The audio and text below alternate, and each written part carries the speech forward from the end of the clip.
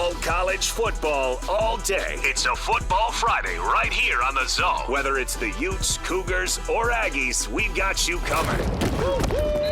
This is a Football Friday edition of JJ and Alex, presented by G2G Bars on 97.5, the KSL Sports Zone.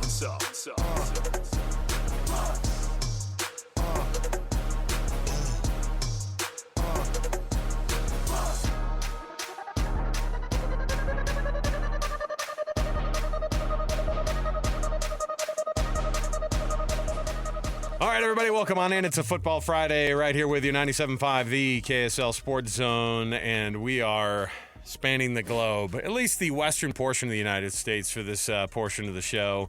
Alex, Kirry, Jeremiah, Jensen, your normal JJ and Alex duo, but Harvey, Langi, of course, joining us on Football Fridays this season long, and he joins me here in the studio in Salt Lake.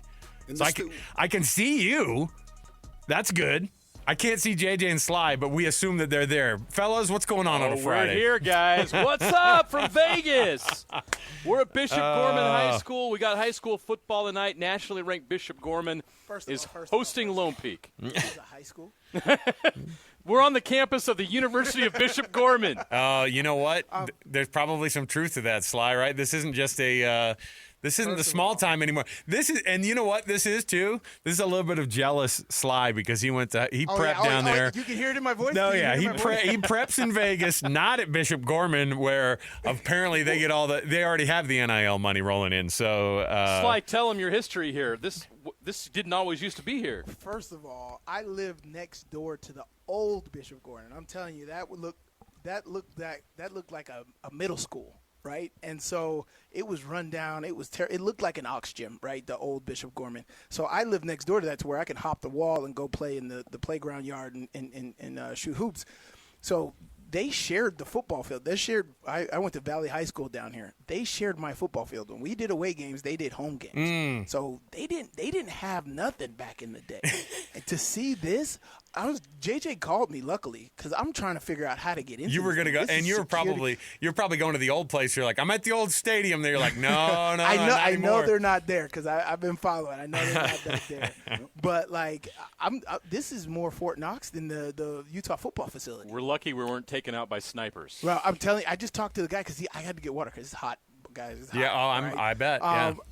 And so, like, the school shut down. I was like, you can't go in there. What are you talking about? I was like, I just need to find a vending machine. I just need some water.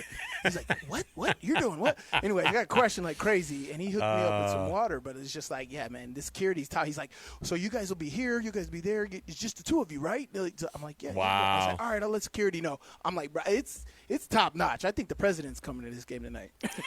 Has Bingham turned that corner yet, Harvey? I don't know if we're going the other direction. We're talking with Sly right now. He's in his hometown, you know. This is Sly's moment. He's in his hometown. Just make sure, JJ, that Sly keeps his wallet in his back pocket now that he can go over there to those casinos. We got Durango Casino right around the corner. I was talking to my grandma earlier. We're going to hit this thing later. Hey, you just wait till after the game, Sly. Don't leave in the third quarter. Don't leave in the third quarter. We got a little break before game time. Always bet on black, baby. There you go.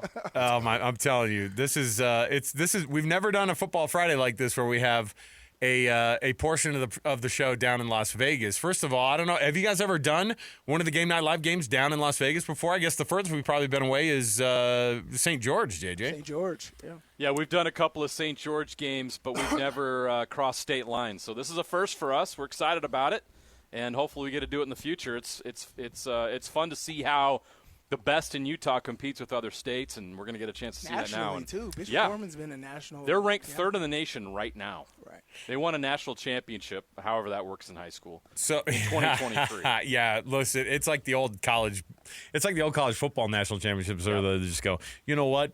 You guys go ahead and have it. We think you're pretty good. At least all these non-football player writers from their basements can tell you that you're national champions. It's fine. As if it matters at the high school level. What are you going to get? What do you get from it? Do you get I guess you probably just are getting more kids to transfer in from wherever across the country to play at your school.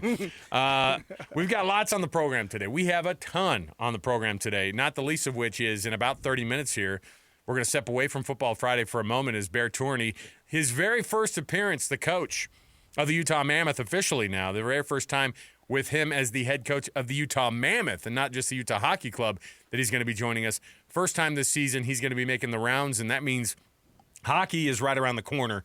On top of the fact that we've already just been served with the very first week of college football. The NFL started off with an absolute bang last night with a loogie scene around the world. Not since Keith Hernandez in Seinfeld have we seen such a spit gate, a loogie gate. The magic. I couldn't believe what we saw last night. We've got all of it going on. Let's kick off the program as we always do here. Our show brought to you by G2G Bars. All natural ingredients and no preservatives make the G2G Bar the perfect protein bar. Let's get to the cut here, top of the hour. Let's do it. It's time for the biggest story of the day. This is what made the cut with JJ and Alex on 97.5, the KSL Sports Zone. Trajan Wealth, TRAJAN Wealth, brings you this portion of the program. Trajan Wealth for all your trusted local needs in retirement. All right, so first things first. Have you ever been spat on, Harvey or Sly? If you've been in a game, I would assume that what goes on inside of those piles in the NFL it's not always on the up and up, but last night the defending champion Eagles, they get the win. It was a weird night because of the lightning delay. I would think that would absolutely take you out of the game, and it did. Both teams came out and they looked flat when they came back from that thing. Yeah, that's the worst when you have to take a intermission like that in the middle of the game, especially at a late. That was a late start. It started at 7, of course, but on Mountain West time, but. It didn't finish until around close to midnight? No, past midnight. Yeah, here. Probably past midnight there for sure. And so I think here it was almost 11, so it was like 1 a.m. Eastern that game gets done. And so I don't know how you get yourself ready again for a game. That was something that Chris Collinsworth brought up, I think, during the broadcast. He was like, this is why Super Bowls are hard, because you get to the Super Bowl and you're waiting for so long and you're expected to be warm again. And we got ourselves, the Cowboys showed up to a degree that we didn't think that they would. You know what I have to remember every year? These NFL teams are really freaking good. I don't care if you just lost Micah Parsons. You're the talent level across the board. These defenses were both really, really good, especially after that delay. Yeah, it's a rivalry game, right? That's an interdivision first week of the season. Everybody's talking about how crap you are because Micah Parsons isn't there. He wasn't there all of training camp, so these guys been playing together, right? And so, there's a little bit of let me show you what we do got, right? And so there is still talent on there. Again, as you increase every level, it's like it's a all-star high school team in college and an all-star college team in the pros every single week. So you got top competition. There's top competition everywhere. Of course, there's the guys that stand out, a.k.a. Saquon Barkley. But, overall, there's talent everywhere. And it's like that movie, right? Any Given Sunday, right? Anybody can beat anybody given a chance. And was it Denny Green? If you want to crown him. You can't win the game before it's played. Yeah, right. That's and exactly so right. And that's exactly what went on. And there was a lot. Again, a great showing by Dallas, but CeeDee Lamb can't finish the dang game. Oh, yeah, boy. that's you got to make those plays. If you're CeeDee Lamb and you're making that kind of money. Kind of money? The most money. And you're an all-pro, Pro Bowl receiver. You think you're the best in the league. Yeah. You had multiple opportunities to change that game on that last drive, and you didn't get it done. And I will give him credit, though. He took responsibility and accountability for it. After the game, he said it was on me. I appreciate that. But if you're a Cowboys fan, you should be optimistic about the way your team played last night. The Eagles don't blow out many teams. No. The style of play they have, they grind it out. They like to run. Jalen Hurts doesn't throw for 300 yards every game. No, they push their way into the end zone usually. Yeah. The Eagles know how to win ugly and sloppy. They don't care. The Cowboys, they like to win in a different way. And last night they could have, and they had a chance. CeeDee Lamb didn't get it done. Dak Prescott didn't get it done. And if you're a Cowboys fan and you look across and the defense doesn't have a Micah Parsons anymore and you're going to lean on that offense to get you where you want to go, you realize you might be short but not quite with the season. I feel like the Cowboys are going to have a lot of games like they had last night where they have their moments. They have enough athletes out there to make some plays, but not always the best plays and the biggest plays when it really matters. And that's what happened last night. I mean, but look at it, right? It's traditional Cowboys. Right. They do great during the season. You build up the hype. That's why Stephen A. just freaking loves it every single day. He's like, laugh. All style, no substance. I love you guys having a 3-game winning streak. Yep. I love it. Keep coming at me. This is our year. Keep saying it because you're going to fall. You're not going to get to a divisional round or an NFC championship when it really matters, and then I really get the gloat. Isn't it crazy? They haven't won a divisional round playoff game since 1995 when they won the Super Bowl. Hey, Cowboys was my team years. growing up. So, So I don't have to remind you. Yeah, I was. No, I'm good now. Well, thankfully you got drafted by another team, literally. So now you don't have to. That cheer hates for the Cowboys. So there you go. We're good. I will say, too, when you watch these games and you watch these teams fire off against one another, it immediately, right out of the gates, it's a division game, and that happens in the NFL, too. This is why they play preseason games, because they go, no, from week one, we go right at it. Right. When you play those division opponents like in week one, Harvey, like there's no version of taking a week off ever in the NFL, but I would think that a big-time rival, the defending champs in this case, like that's a big-time game right out of the gate, and I think that's a big difference between this and college. No, 100%.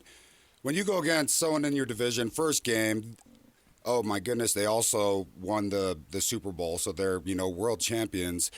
You want to come out there and you want to set the tone. Everyone wants to know, hey, if we win this game, it doesn't only show that we are a Super Bowl caliber team, but it sets the tone in the conference. It's like, gosh, now we got to look out for Dallas. And Dallas is like, hey, we're the big boys now. And it starts off, it looked pretty bad on the Eagles when Jalen Carter, had to spit on Dak. And, it just reminded me of when Belichick would say before every squad meeting would be like, gentlemen, in his monotone voice. Shout out to, North Carolina. You guys stink. What? Golly. Yeah, Harvey, when are we going to talk about that? We'll talk about it. Oh, my God. I love how we act like this is his team. Hey, you're old coach. Bill Belichick needs a nurse, man. I can't He believe needs a nurse. Hey, how are we going to defend the Tar Heels now? It's like, no, come on. But he used to go in front of every squad meeting, and he'd say, gentlemen, we will win when we keep from losing. And it would be on the wall. And I'm like, man, I'm a rookie. I'm like, man, of course. What does that mean? Like, duh, we'll win if we keep from losing. Duh. Like, yeah, if you don't lose, you win. Like, I thought you were the GOAT coach, And eventually, it's so prophetic. And it's just like, gosh, this guy was talking about we will win when we keep from losing, when we can, limit the things that we could control before and after the whistle, before the game. When that happens, Jalen could have just easily been back where the rest of his defense was. But my guy was like 5 yards at the back with his huddle. He almost heard the whole play. He sat why there. Was he back there? Yeah, why was he so back there in the weird. first place? He wanted to go over there and just talk his crap, try to be, bring some intimidation. But, Javonte scores 2 touchdowns. What if Jalen was in there? Maybe he could help out a little bit. That's exactly right. There's other things, but, with CD, that intermission really hurt him because before that he was just on fire, and every target that every time he was targeted, my guy had over 100 yards in receiving. Too bad for Pickens, whoever chose him in your fantasy league. My son did last night. He made sure. No. My son chose A.J. Brown. He goes, "How has A.J. Brown not been targeted tonight?" I was like, spoken like a true fantasy football and kid. You take that break, and then you come back, and the 3 most critical catches that he could have had, he drops. And Dak was in his bag still because he threw dimes. I know. You know, I was actually that last ball even. Yeah. It would have been amazing to end the game on at least something getting close there toward the end. They needed that touchdown. The game was so sloppy after the weather intermission. It was just back and forth. The defenses showed up. The offenses were sputtering, and it was fun to watch because then I was actually excited because I went, you know what? We do this every year. We think that the NFL is going to be one thing, or we think one team's going to stink to this degree or whatever. Give them 3 or 4 weeks. I mean, there's still some dadgum athletes on the field that are going to get this done. But the spitting situation's wild to me because everyone obviously is going to be looking at you. Everybody's going to be seeing you. And now, how do you address how do you go into the locker room after something like that? How do you talk to your team like that? Slide, for example, if somebody did that on Mike Tomlin's team, what happens to that guy?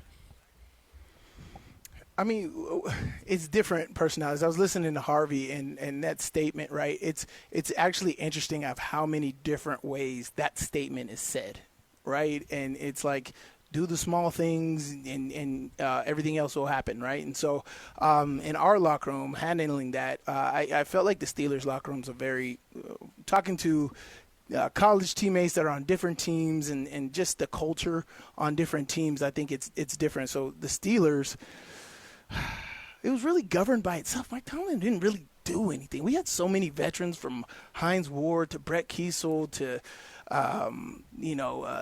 Rashard Mendenhall, They kept guys in line then if somebody got out of line. You just don't get that. You don't get that. Young guys are looking up to those guys. I mean, I got a locker right next to Troy Polamalu. You think I'm going to go spat on somebody and freaking ruin this for him? No, I'm not going to be that guy. And so, like, when you have different cultures and you're walking into that, you don't have to govern and say anything.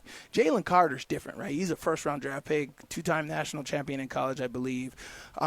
Just a guy who's extremely dominant, and he needed to be humbled, and I'm hoping this is a humbling experience. He's been a guy who's pretty much probably this day and age, right? His NIL days, and he's probably gotten everything, right, to where he can do whatever, talk to people, whatever, and nothing happens to him. But this was a public thing that tainted his image, which is all the headlines that I'm reading is how he's trying to repair his image after the spatting incident. He's so apologetic.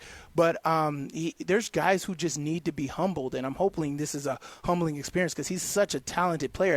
As Harvey said, if he was in there, does Javonte score those touchdowns, right? And so it's just different culturally between locker room to locker room. Championship football teams, you don't have to say much.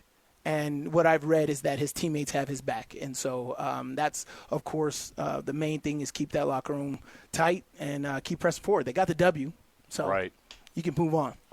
You survive all that. You have a little bit of an issue. Mm-hmm. You won at the end of the day.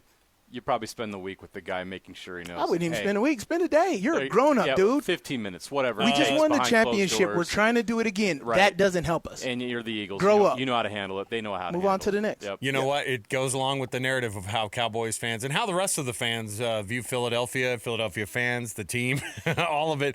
It's just all. It's part of the vibe. Everybody knows what you get with Philadelphia. Even if you don't, that's Philadelphia nature, though. I know that's what I'm saying. Everybody knows the vibe when you're talking to Philly fans. It's the same thing, New York and Philly. That's why I love the Giants-Eagles games, because it's just nasty on nasty. Tough crowds. Hey, I'm walking here. But that's everywhere. Everywhere you go. Talk to me like that again, I'll break your windows. Yeah. Hey, who's like this guy, saying Harvey? something. You ain't wicked smart. You ain't wicked smart. You wicked smart, Harvey? Man, get out of here, I forgot. Yeah, you probably did get a couple of hobbies in your day. Yeah. In Boston? Oh, for sure. Oh, gosh. I can imagine. They're like, how do you spell Harvey, is this your water? You got the tea, Harvey? You ain't wicked smart, kid. Get out of here, man. Let's take our first break on a Football Friday. We've got tons to get through. When we return, we've got ourselves some things to get into around the corner. So our very first reactions to the Week 1 performances from Utah, BYU and Utah State. They all get wins. You're supposed to, right? Those first weeks supposed to get wins. Well, they were all in different ways, and everybody did it their own fashion, and so we'll see what Week 2 brings. But we're going to talk about the reactions to the first week of performances. Like I said, in about 20-ish minutes, the coach, André Tourigny, is going to join us here in studio at Broadcast House, and we're going to chat a little bit of the Utah Mammoth as well. So stay right here with us on a Friday. More to go, 97.5, the KSL Sports Zone. All college football, all day. It's a Football Friday right here on the Zone. Whether it's the Utes, Cougars, or Aggies, we've got you covered. This is a Football Friday edition of JJ and Alex, presented by G2G Bars on 97.5, the KSL Sports Zone.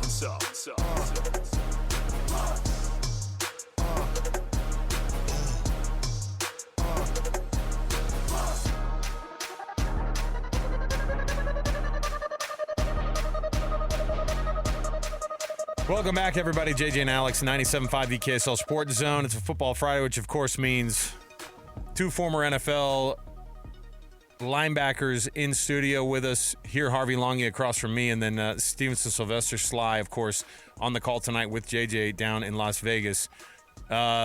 Bishop Gorman, I mean, they kind of go without saying they're one of the better programs in the country. Obviously, they're nationally ranked. I don't know how that works. It's hard to do that. I mean, but we already had Corner Canyon walk into a team in Florida down there and show them up. Is it Could there be the possibility of that happening again tonight, dudes? That's a possibility. Is Lone Peak an underdog in this game? Absolutely. But Lone Peak is massive up front. Right. Sly's looked at the numbers. He's seen the film. They can play with Bishop Gorman in the trenches. I was talking to their athletic director before. They've got some really good talent, but they're very young on the line here at Bishop Gorman. And so that's a place where Lone Peak can get an edge. Now, can Lone Peak conjure up enough offense? That's going to be the question. They're going to have to play really well offensively to be able to win this game because Bishop Gorman they got dudes, and they move the ball down the field. And their defense has not given up a point yet, not 1 point in 2 games. They beat Kahuku last week 38-0 over on the island. So this is a very good football team. They do earn that number 3 overall national ranking. But Lone Peak they beat a nationally ranked team before. They can do it again, and they're down here, and it's a business trip for them. We'll see what they do tonight. I think it's going to be close. I think if Lone Peak comes up short, you get it, but I think they're going to give these guys a game tonight. I hope so. I think this is time for Lone Peak to kind of make a statement. It's always been in Corner Canyon's corner Right. to kind of make a statement for the state, and so I think there's a lot of pride on the line for the Lone Peak Knights, and so this is going to be awesome. And yeah, I've watched the film, and honestly, Gorman does have some dudes, right? Of course, you're the number 3 in the nation. That's Couple what D1 happens. guys, But, yeah. And they're all from the boundary here. They all live here in yeah. Vegas. Yeah, they're Born all and from here. raised. Yeah. all these Hawaiian names from Vegas, I'm telling you. But I'm telling you, from watching the film, they're beatable. Yeah. Right? They can definitely be beatable, but you got to have a sound game. And I'm thinking Coach Brockbrink has got the Lone Peak. The way that his vibe is, and just talking to him the last few years when he's had his good teams and his bad teams, I know he's going to be dialed in for this game tonight. Fellas, first reactions from this week. Speaking of explosions of offense across the board, you had BYU's 69-0 win over Portland State. You had Utah State winning 28-16 over UTEP. And then you had Utah. I don't know if it's surprising or not. I mean, in terms of the point total, I don't think any of us called anything near that. I think we all said that this one would be a win for Utah, but to have UCLA and Nico not be the storyline at all, it was Devin Dampier in that Utah offense. It was back to the Utah way of doing things. First reaction of any of those 3 games here. We're gonna get into all of it, but your first reaction after week 1 and all 3 teams in the state going undefeated. Let's have Harvey go. I really was impressed with Utah. I loved what I saw defensively.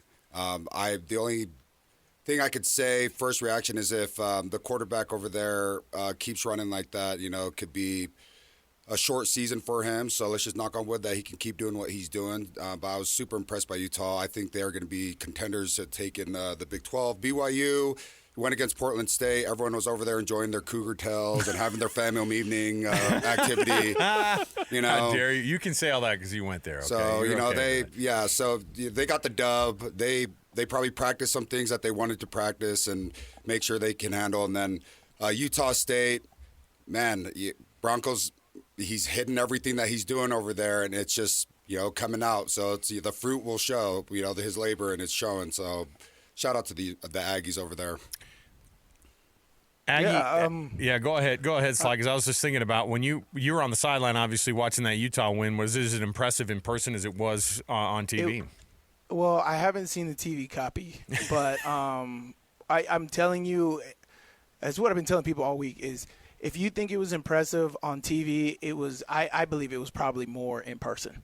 It was a straight A. It was you. They kicked their butt every single play. It wasn't like a normal I'm just throwing a chunk play here. It was up tempo, down tempo. UCLA was running this. It was to the point to where in the fourth quarter, you look at UCLA to see if they're dejected, and they're just like, ain't nothing I can do about this. They weren't pissed off at how bad they got beat because they knew that Utah was that good that it didn't matter what type of preparation. Now I have a friend that was on the staff, and he was talking to me before the game. He's like, yeah, these dudes was in training camp on the beach, so they weren't in the right mentality anyway.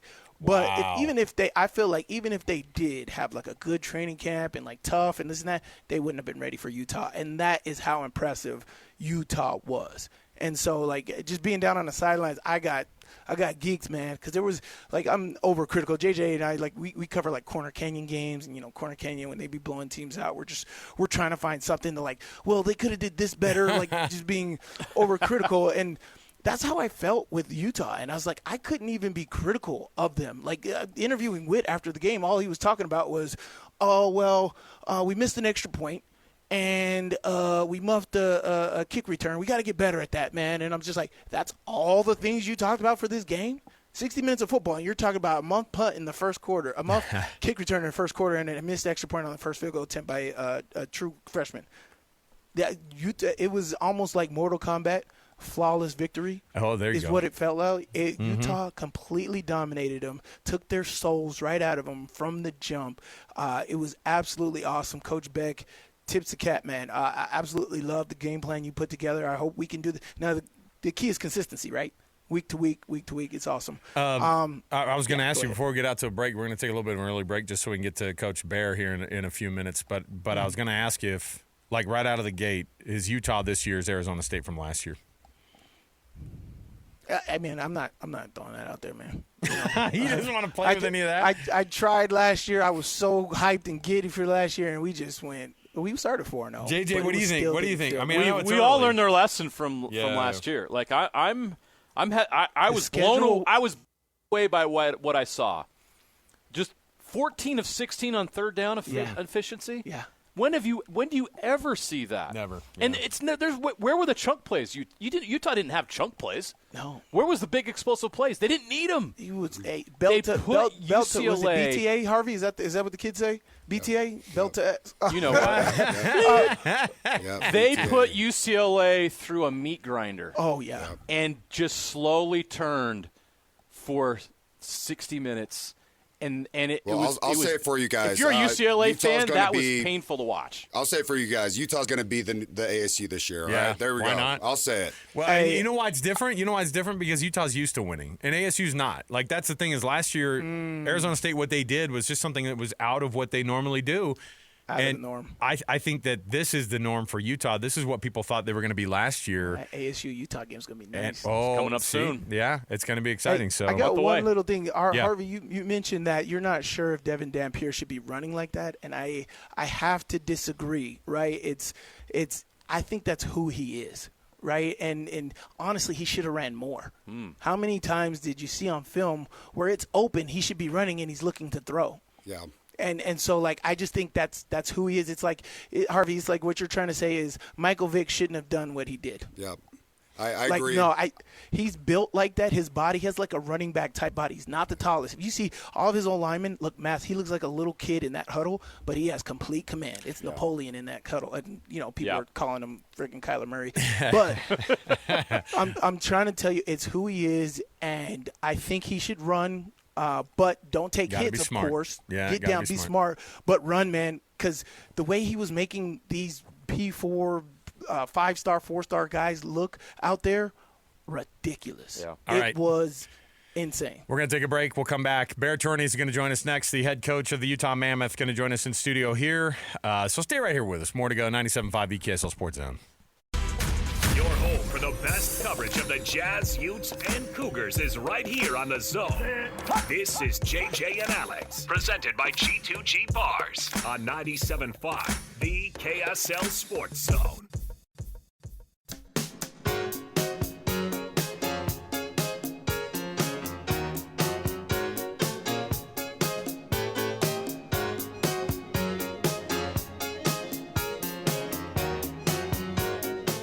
All right, everyone, welcome back. It is JJ and Alex, 97.5 the KSL Sports Zone. Alex, Kirry, Jeremiah Jensen down in Vegas, so I'm going to give him a pass on this one, and I'll just take this interview all for myself. It's fine. I don't have any problem with it either. Joining us in studio, first time of the season, which means, of course, we're getting close to hockey season, and it is the coach, André Tourigny, joining us in the studio again as he did all last season, but now officially coach with the gear on, and officially the head coach of the Utah Mammoth. First time we've been able to introduce you that way.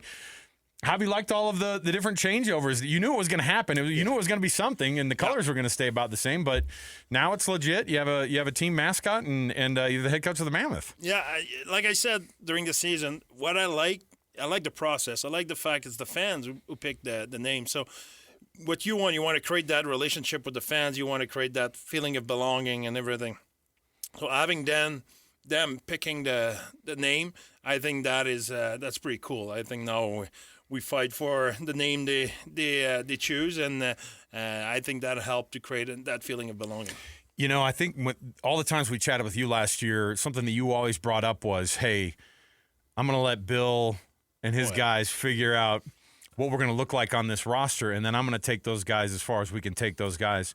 How much input do you have with, and when you're chatting with these guys and when you're planning some things out, because your roster has a mix of a lot of some new guys, and then some of those youngsters that have taken you guys so far. When you look at the roster top to bottom, how much does it differ from last year compared to with what you were dealing with then, with now? It seems like it's kind of a nice blank canvas for you. Yeah, it's there's improvement will come from three front for me. There's the improvement will come from addition. Peterka, Schmidt, Tanev, Vanecek. That is for sure. That's an improvement. There's young player who are coming as well. Who are pushing guys like Shemeshev, Boot, and Iginla and others who are trying to push for a place in the lineup. That's another place we can improve. But there's as well the internal growth. There, the Kool-Aid and the Gunner and all. I won't name everybody, but all the players are getting a year older. We're a really young team. So now a year for a young team like us, it's huge. It's a lot of experience, a lot of growth, a lot of maturity who will come in the balance. So I think that is all those three things will make us much better. You have an interesting setup at the goaltending position. You've got a lot of names there. Obviously, Veggie's going to be that number one guy. What does the rest of the roster look like? And now with Connor coming back and being able to be cleared from the league, and how do you guys balance out what that's going to look like? Because it's going to be very competitive between the pipes. That everywhere. I think if you look at on the back end, the addition of Schmidt, that group was already good. We had to. There's a price to pay when you want to get a guy like Peterka, but the addition of Schmidt will make up for the loss of Cass, and we have Shemeshev who's coming in, and we have Simmer, and we have already all our veterans. So it will be really competitive on the back end, and I can go up front and talk about the same thing, the way Yamamoto played last year at the end of the season. Kark's coming back, Obi, and plenty of other young players who will push for a roster spot. Plus the veteran we have, I think that will be it will be the best and the most competitive we had, not just for making the team. It will be to make the roster and then to have the role you want. So everybody who wants to grow their role, there will be a lot of competition. But there's competition, and that's what brings out the best in these guys, right? So when you sit down and you mentioned Simachev and Boot and TJ Ginla obviously is a name that people are going to hear, but the reality is that developing those guys and not putting them into a situation too early it's a big deal. You want to make sure they earn that spot before they're there. I agree with that, but what determined that is them at the end of the day. You know what I mean? It's you don't want to rush them, but if they earn it, they earn it. And I hate put a lid on a player. Say that's the max you can do. Oh, no. Just, we all watch The Last Dance. Would you want to put a lid on Michael Jordan? You don't do that. You just let him be, and if you prove you're wrong, That's it. So that's the way I like to do to be with the player. You've got a couple of Michael Jordans, I feel like, on this roster, but let's talk about your captain, Clayton Keller. What did he learn last year with that C on the chest and kind of the things that come with all of that? Because asking guys to be phenomenal hockey players, they've done that role before, but then asking them to come in there and then kind of attach a leadership role to it. What does that look like in an NHL locker room? There's a few layers to your question. First of all, he did an amazing job. I think last year, I remember talking to you and others saying, hey, okay, how that will affect him? Well, he answered best point production in his career. That's pretty good. Pretty good. Yeah, nice start. Nice start. That's A. But B, his leadership was. I really think Kels was ready. We could have done it a year earlier or two or whatever, but I'm not sure that will have been the same result. He was ready. He was groomed. We had several discussions, And then when it happened, it did not happen like a cannon in the room or whatever. It was just everybody expected it. Everybody knew the direction we were going, or it will go. So I think it was pretty smooth, and he was ready for it. He showed a lot of maturity, a lot more maturity, and he was a good leader for us and a good example. You know, when we talk about our organization, what we want to be all about is maximize our potential. Mm-hmm. We want to every day maximize our potential. Want to do our job. We want to do as best as we can every day. Not on this game on November 18 or on this game on February 1st. No, every day. And Kels is obsessed by improvement. He's obsessed by his growth, and I think he's a great example for the rest of our team. You know, it's awesome to see the new names coming in, and obviously a lot of those guys have a lot of years of development in front of them. But last year was the year that you guys talked about so many times. Anytime we'd get you talking about it or Bill Armstrong talking about it, it was always a conversation of we've been building up through all of this to finally get to the point where we're going to be a playoff competitive team. And everybody wants to ask that question. If you guys, now that you've had this offseason, and I don't know anybody who works as hard as you do, because I remember at the end of the year it was like, no, I'm still in my office, man. Like, and we're like, hey, you on vacation? Because all the other guys in all the other sports, they leave early. You're like, no, I'm in my office, and that's where I'm going to be, and that's where we're working. And I would assume all of the summer was development, watching guys and make sure you're on board.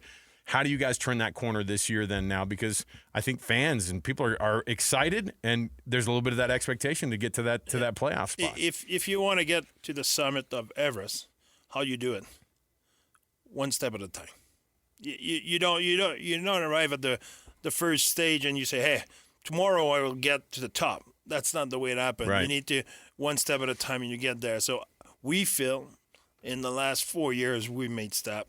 We went to the next station, we went the next station and next station, and we believe that's the next station for us. We believe we're getting there. We're getting at the point where we need to squeeze a little bit everything we get, but we think we have it. We think we have a lot of talent. You mentioned it, yeah. We have young talent. We have young player, which last year it showed that moment where it's 1-1 in the game.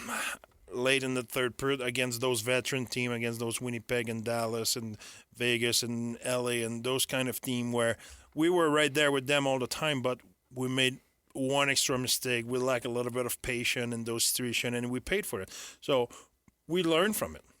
You cannot just go in those situations and being hurt and not learning about it. No, it doesn't mean it won't happen again, but it has to happen way less.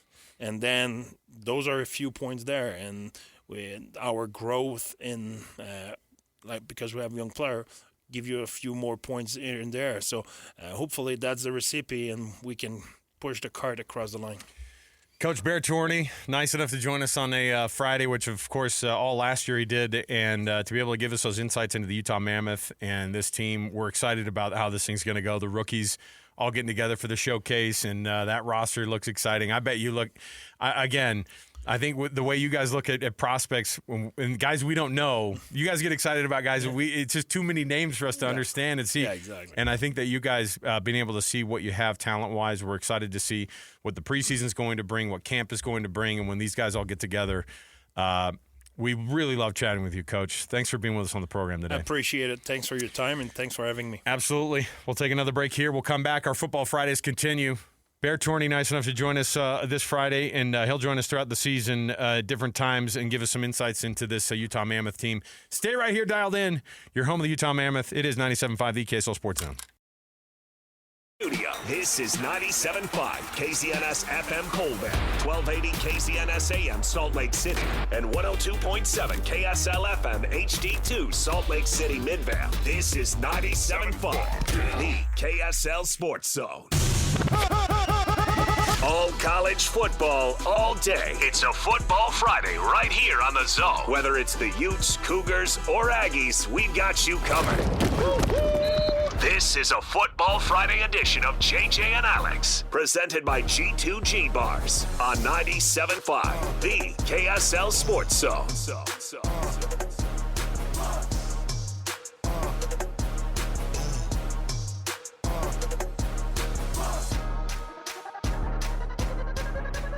Welcome on in. It's another edition of a Football Friday right here on 97.5 EKSL Sports Zone. Alex Kirry, Jeremiah Jensen, Stevenson, Sylvester, and Harvey Langi, of course, joining us all of these Football Fridays now as we get going in the season. We had a little bit of a hockey break right there.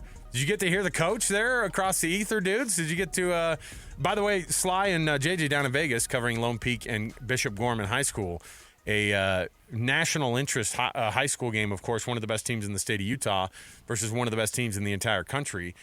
So that's why you guys sound like you're a little bit far away. But you got to hear the coach, and it was like a breath of fresh air. You hear that French-Canadian accent, and you go, we're back, baby. It is nice to be back, right? It seems like the season just ended yesterday, which is cool. And it's kind of like with the NBA that feels like the season never ends. But last year was such an awesome experience. It's crazy to think that we had so much fun with that, guys, and they didn't even make the playoffs. What happens when they make the Stanley Cup playoffs this year? And I think they will.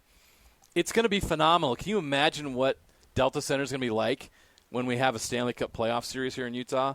We have a lot to look forward to with hockey, so hearing Bear got me a little pumped up, knowing some of the guys are in town now. They're going to get ready to go. We're going to have preseason games this month. We're going to have the season start in October. Let's go. Yeah, I mean, you're saying that, right? And I think all of Utah sports is very exciting, right? Like, I'm thinking that what if Utah or BYU has a playoff game in Utah? Would that not be great? That'd be phenomenal. Oh, my goodness. Man, I just want to one of these years, when Lavelle Edwards Stadium or Rice Eccles Stadium hosts a December 20th playoff game, I'm over the moon thinking about it. I know that the cold, everybody worries about that, but welcome. That's what I'm saying. That's what makes it kind of interesting, right? Where you got to have these two outdoor stadiums. By the way, you never get use out of those stadiums, the rest of the year. They're sitting empty for so much, let's put those things to use in December. Why not?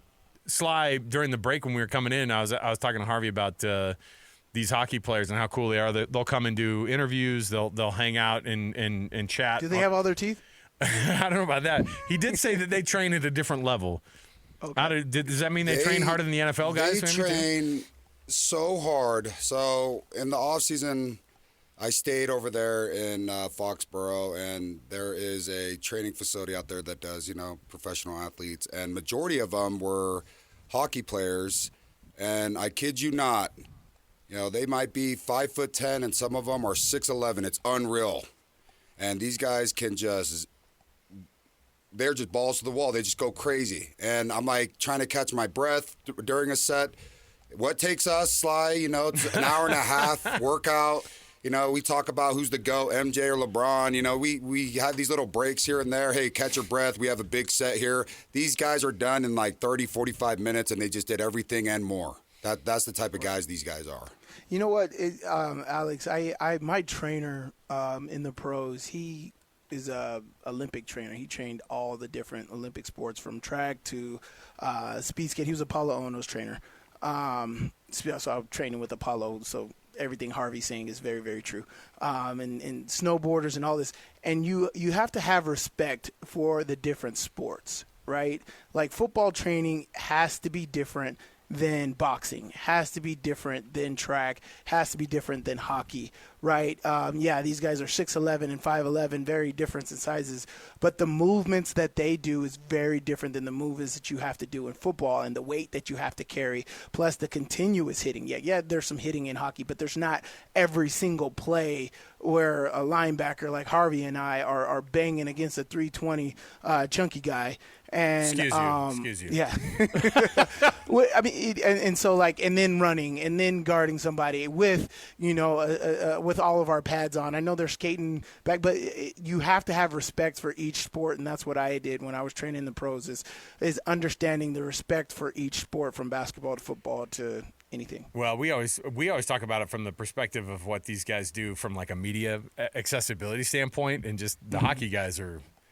Part of it is they're trying to get a whole market to buy into them, from the get go. But again, from the very start, these guys, JJ, we talk about it all the time. We're like, these guys are so dang cool. Like they're so much easier to talk to than some of these other professional athletes. I guess they're just they honestly are. They sort of good vibe. They sort of grow up a little bit more humble, and I think it's cool. Hey, oh yeah, for sure. We got to get into the show officially though. We've got ourselves the G2G bars bring us every show every day. G2G Bar, perfect protein bar. Give it a shot today at Costco, Holiday Oil, Maverick, Associated Foods, and many other retailers in the refrigerated section. Give it a shot. Let's jump in right here to the cut. Let's get going on some sound from the University of Utah. We've got lots to jump into, so let's get in right here. It's the cut, top of the hour.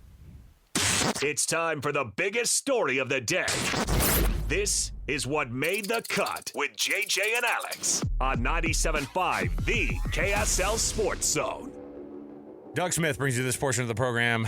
An incredible selection of Kia, Subaru, Chevy, Jeep, Dodge, or Ram. It's all found at the Doug Smith family of dealerships in American Fork, Spanish Fork, and in Linden.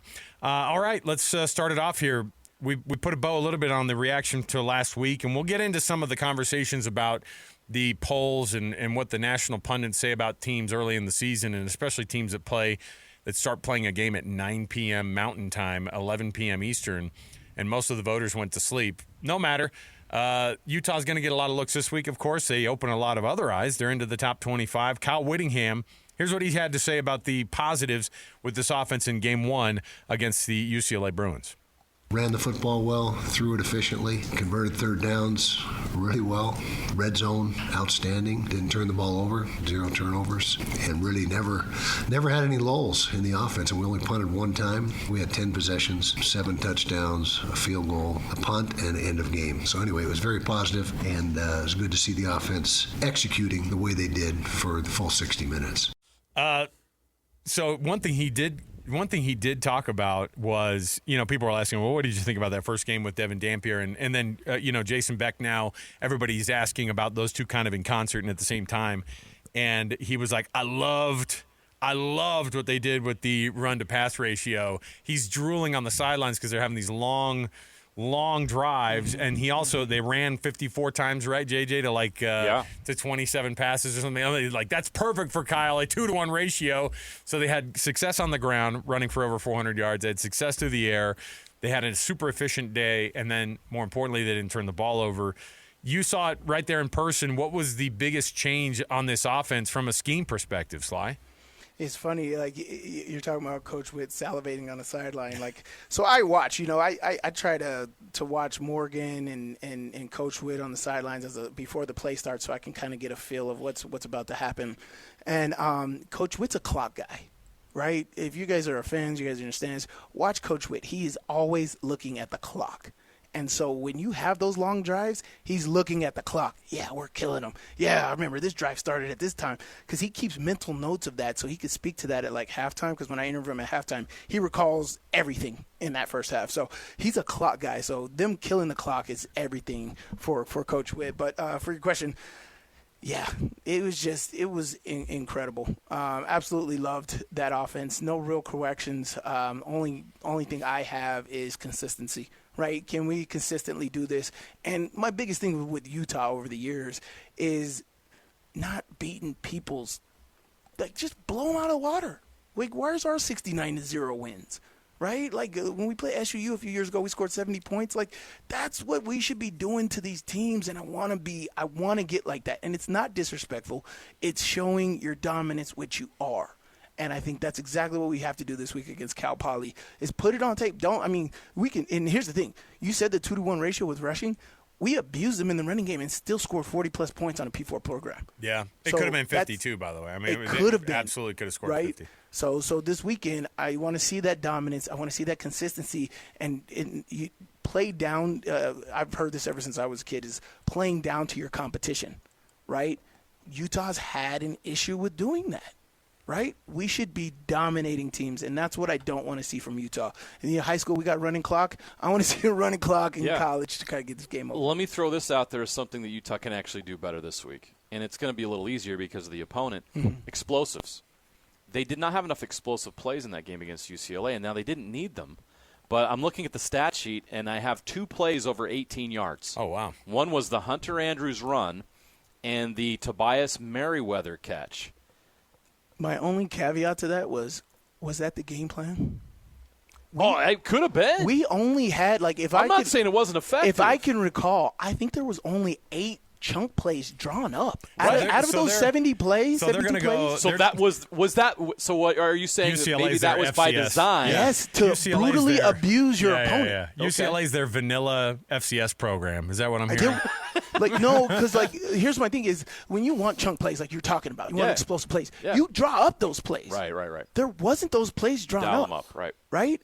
We missed on a few. I know there was a few from Tobias Mayweather. We missed on one. We missed on that Ryan Davis touchdown where he should have just ran it and walked it in. There was some other chunk plays that we missed on, but there wasn't many drawn up. It was more, I'm going to slap you in your house. Yeah. And I bring that up because I think there is another level to this offense. Yes. As dominant as they were against UCLA, they did that by just grinding. What happens when this offense really opens up? What happens when this offense really tries to go get some explosive plays? I think that's still there for this offense. And, it's probably waiting for Texas Tech in a couple of weeks, which is the perfect time to break that out because they're going to need those plays to win the Big 12. Yeah, I agree with you, JJ, because if I'm a defensive coordinator, I'm like, hey, Devin Dempier, we got to stop him. If we stop him and let him just beat us with his arm, let's see what he can do. And that's what I would try to dial up. But what I was really impressed with the University of Utah was, we talk about how they just dominated. Well, it's just situational football. Third downs, they were what? They were third downs, 14 out of 16. UCLA was 2 out of 11. Fourth down, they were 1 for 1. Time of possession, they almost had it for 40 minutes. They had 37. So you just see, the turnover battle. They didn't turn over the ball. So everything that you want in a football foundation for your organization going into the season, you want to be dialed in on situational football. And these guys were just, flawless. Like you said, Sly, finish him. Flawless victory. You guys in your 90s video games references. Hey, don't tell me you didn't play that. That was awesome. That was classic. I went to school every day and started to do that. Oh, remember like back in the day it was like, because now you can look it all up on YouTube, but like you remember it was almost like hushed tones. People were like, "Were you able to pull off that fatality?" No, you got to go up, down, down. Like and it was like you knew the one friend who could do them, and you're like, "I'm gonna go over to his house and see how Sonya kills this guy, pulls his spine out. It's gonna be awesome." Look at us talking about Utah football offense more than we are the defense. The defense, though. I mean, this is the defense played like a defense who had an offense. Does that make sense? Because last year they didn't. Yes, I mean, it felt like there was an energy that just permeated the entire team, and it started. Obviously, when you have a confident quarterback, that was something that the defensive players were talking about. I was like, dude, you can see the confidence in that guy, and it helps us on the defensive side of the ball. I think when people say defense wins championships, no pun because both of Sly and I are defensive guys, but when you have a defense that have your back, it just, makes everything easier. It's like, oh, we went 3 and out. It's all good. Our defense is going to go 3 and out, and we're going to get the ball right back. And when you have a defense, they had 2 sacks. Barton went off too. But I feel like Utah always takes pride in their defense. Morgan Scalley, Shaw, all those guys just take pride. And there's a culture there where their defense is the foundation of the University of Utah and the Utes every Saturday night or afternoon, and it's cool to see when you can match it up with your offense and your teams, and it's all 3 phases are just rolling and they're just dialed in like that. It's exciting to watch, and you can go to California and to the nice Sunshine State over there and just dominate.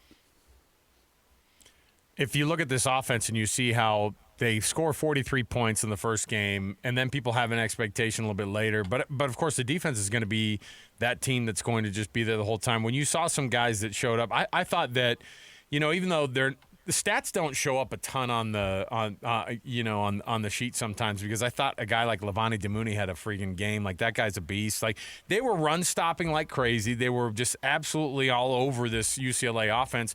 An offense that came in, and they were the ones that were most talked about because they have this 5-star quarterback.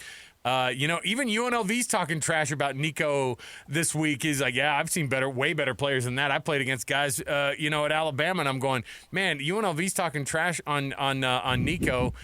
You saw him in person, Sly. Is this a guy that just has jumped the shark a little bit? Is he as athletic and as good as people say, or is it just Utah shut him down?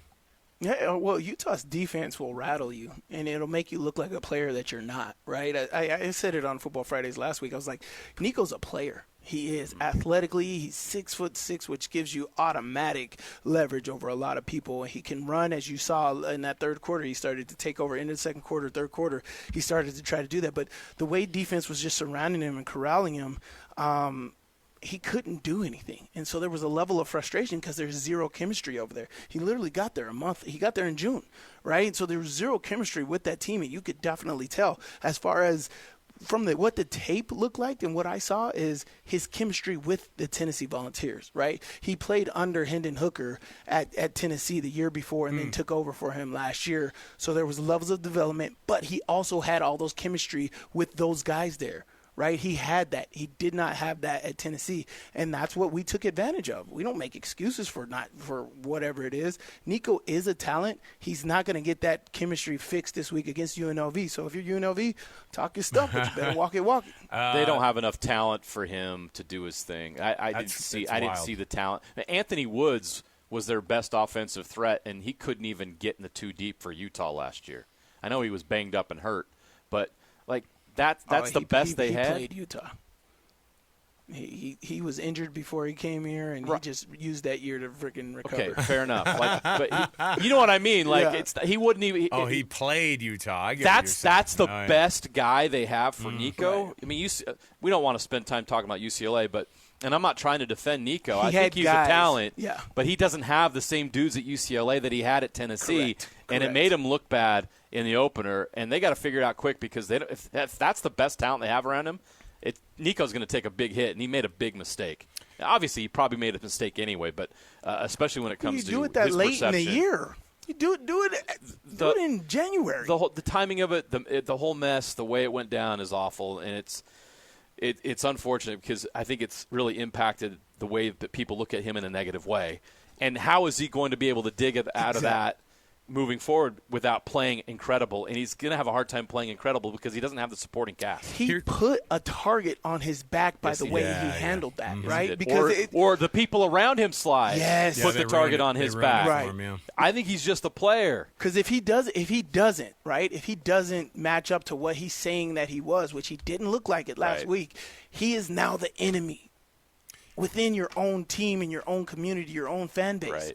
Like, who is this guy? He said he was XYZ, yada, yada, yada. We talking all this stuff about him. He's not winning games here. I thought he was a star. We're not trying to 20 yards passing. I'm not trying to disrespect Cal Poly here. That we're not talking much about Cal Poly, but I will say that it is a tough thing, and this is why I really hate the scheduling situation where you go from a UCLA game to a Cal Poly game, and you're trying to get looks. It's a tough way to do it, and again, you're going to be at home, and you can kind of walk through this opponent. That seems like a weird time to do it, though, and I don't know how beneficial having this type of a team on your schedule at this point is. You have who you have on the schedule, but how do you prepare for a game like this when you know that it's such an inferior opponent? Like, Harvey, that's one of the things that, like, you've had to play games against teams that are FCS level, and you got to go in and you got to beat them or whatever. But, like, to me, it just seems like you get a little bit out of your rhythm. Do you look forward to these games, or do you look at it and go, gosh, I wish we were playing something a little bit better? No, 100%. People might think it's a stacked game, but the coaches are thinking, hey, now we can try to just wrinkle out the things that we want to try. Maybe we take a couple more shots to Mayweather. Maybe, we have Devin sit in the pocket a little bit longer and just try to work on some things that, you're not going to try to do if you're going against a, caliber team, which – no disrespect to Cal Poly, but, I don't know if I'm even going to watch that game. I might just so I can know what I'm talking about. No disrespect to UCLA. I don't know if they were that team either. Hey, slow down, guys. Cal Poly was getting votes in this week's FCS coaches poll. Oh, settle down, everybody. All right. Don't you guys take are in the Vegas. Mustangs lightly. I'll Venmo you guys. Okay. Let's go to Vegas now. Here we go. No, I think there's no line on this game. I checked. Of course this not. Hell right. It's 99.9%. You're saying there's a chance. I think it all depends on the type of team you have, where you're at with your team, how experienced and how much chemistry your team has when you're going into games like this, right? Am I, the team down south, BYU with Bear Bachmeier at quarterback, right? To where I need this experience to build chemistry against, not our own players. That's not scripted practice work, right? I need that. Or am I an experienced team that can experiment this week. Maybe I try out a blitz that I'm not so sure will work out on Iowa State, but I can try it on Cal Poly. Right? So, I mean, it really depends on your team. Or you're Morgan Scalley, and I know I'm good. I'm going base defense right here. I'm, doing my base blitzes where, 4-3, outside linebacker blitz or, man coverage, cover 2. We're going very bland, and we're going to beat you that way because I want to make sure that you guys can beat a team with just playing cover 2. Or offensively, same thing.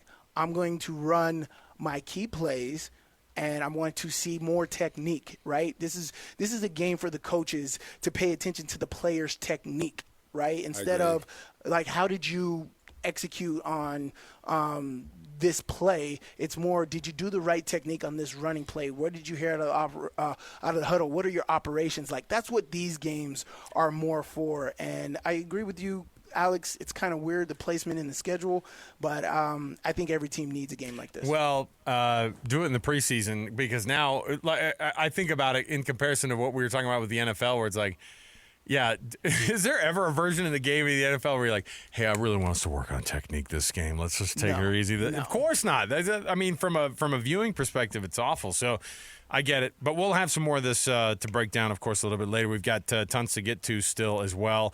It's a Football Friday. I do have some audio, not just from something that JJ and I played earlier this week when they were talking about. You had a national podcast that was talking about polls, and then you had Josh Pate from ESPN bring up something very similar. They both mentioned Utah. They both mentioned Utah in the voting, and they both mentioned that this thing's broken. We are in a system that is absolutely broken because of when these games are played. So we'll talk about that next, and we've got much more to go around the corner before we get out. Hey, our Win Ticket Wednesdays next Wednesday. We've got a winner for you when you call into the station all day long. All day, we're giving out tickets on a Win Ticket Wednesday on every one of the shows. This weekend, you can win tickets to Breaking Benjamin and 3 Days Grace coming to Utah Credit Union Amphitheater. Utah First Credit Union Amphitheater on Saturday, September 27th. So you can win tickets to that all next Wednesday. Just give it a listen. More to go right around the corner. Stay here, 97.5 the KSL Sports Zone. All college football all day. It's a Football Friday right here on the Zone. Whether it's the Utes, Cougars, or Aggies, we've got you covered. This is a Football Friday edition of JJ and Alex, presented by G2G Bars on 97.5, the KSL Sports Zone.